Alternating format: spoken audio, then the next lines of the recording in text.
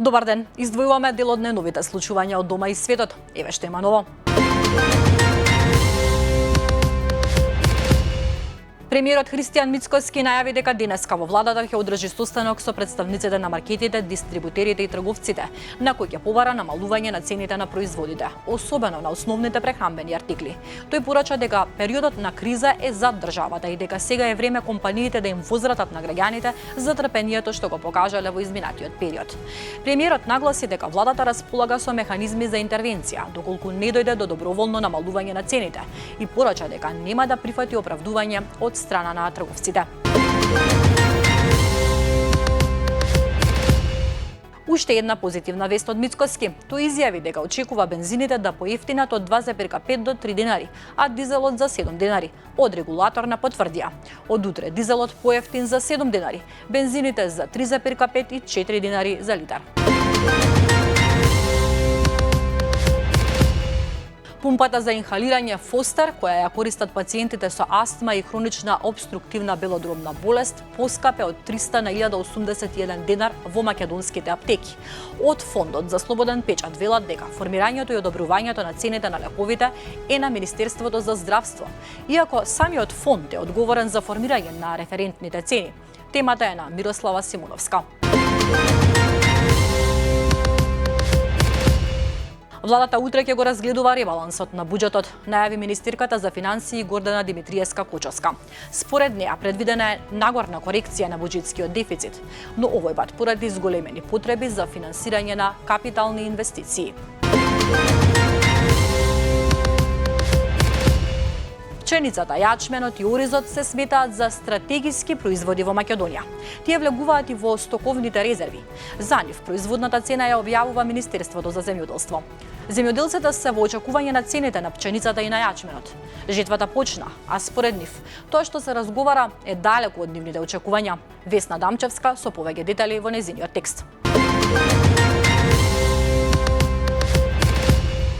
Председателот на Собранието Африм Гаши е за редовни парламентарни избори, бидејќи според него ни треба политичка стабилност. Тој утре ќе отпатува за Софија, каде ќе учествува на состанок на процесот за соработка на Југоисточна Европа. Како што додаде Гаши, ќе има и билатерална средба со бугарската колешка Михаела Доцова, која ќе се одржи на нејзино барање. Одам со позитивна мисла, рече Гаши.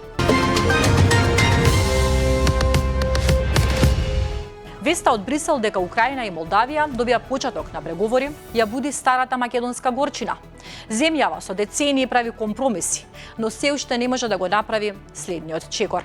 Последицата може да биде нов пат на довербата во европскиот процес, поголем отпор кон уставните измени и растечко чувство дека правилата не важат исто за сите. Читајте новата колумна на Мартин Богатиновски насловена Македонија голта ново разочарување на патот кон Европската унија.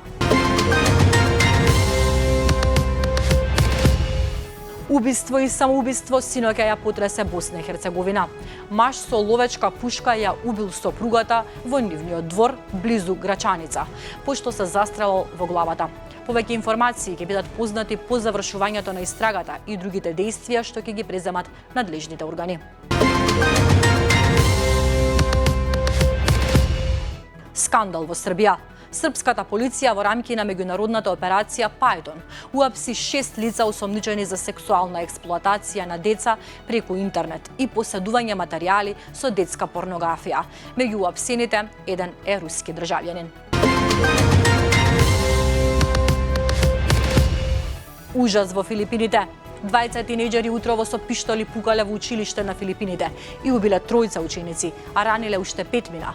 Полицијата соопшти дека 20 осомничени на возраст од 15 и 14 години се уапсени по пукањето во Националното средно училиште Сан Хозе. Причините за насилството се уште непознати. Маж облечен како свештеник ја блокираше парадата на гордоста во Солун.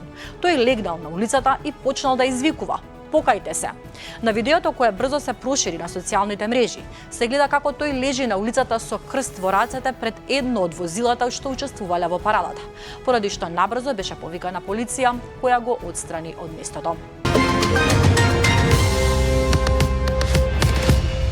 Албанскиот премиер Еди Рама го критикуваше учеството на македонски и косовски граѓани на протестите во Албанија. Тој преку објава на социјалните мрежи порача дека албанците од Северна Македонија не можат да се сметаат за диаспора на Албанија, исто како што албанците од Косово не можат да се сметаат за такви. Рама ги критикуваше организаторите кои според него донеле албанци од Приштина и Тетово на протестите, а учесниците ги нарече жртви на политички каравани. Првата рунда преговори меѓу САД и Иран заврши со првични резултати, меѓу кои формирање работни групи и воспоставување директен канал за комуникација, со цел да се избегнат идни недоразбирања.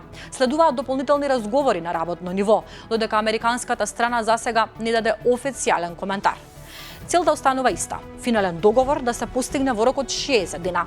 По состанокот, Кина ги повика САД и Иран да продолжат со соработката со цел да се постигнат позитивни резултати.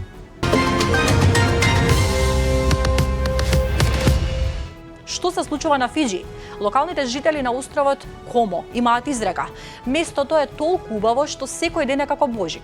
Се додека неодамна еден локалец не пронашал цигла кокаин. Но ова не е единствен случај. ABC јавува дека 27 слични цигли од по 1 килограм со ознаки Тесла биле пронајдени на брегот околу островот Комо во последните неколку недели.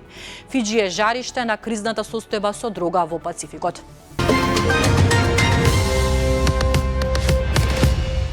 Британскиот премиер Кир Стармер поднесе оставка. Стармер даде изјава во која посочи дека влегувањето на Даунинг Стрит бил моментот со кој бил најгорд во својот живот. Тоа донело нова лабористичка влада на власт по 14 години. Борбата против масовниот туризам во Венеција би можела да влезе во нова фаза. Новиот градоначалник на градот на каналите предложи драстично зголемување на влезницата за еднодневни посетители, која би можела да достигне и до 50 евра во деновите на најголема посетеност.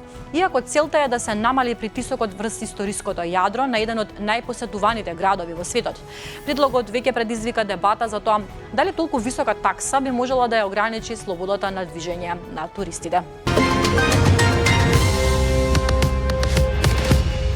За крај нешто што дефинитивно не го гледате секој ден. Околу 150 голи велосипедисти учествуваа на 20-тото издание на манифестацијата Циклонудиста во Брисел, испраќајќи пораки за поголема безбедност во сообраќајот, борба против климатските промени, подобро јавно здравје и прифаќање на различностите во изгледот на човечкото тело.